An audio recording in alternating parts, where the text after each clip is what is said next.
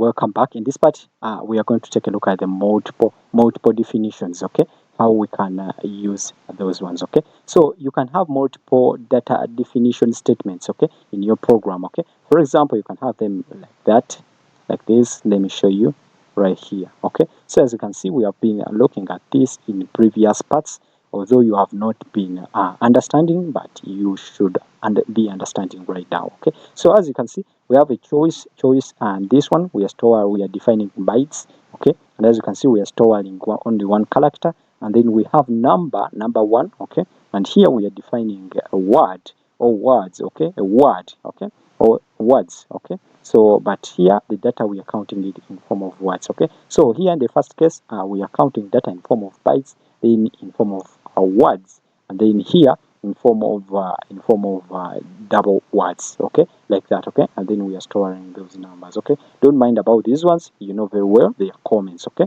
so in the next part we shall take a look at multiple initializations.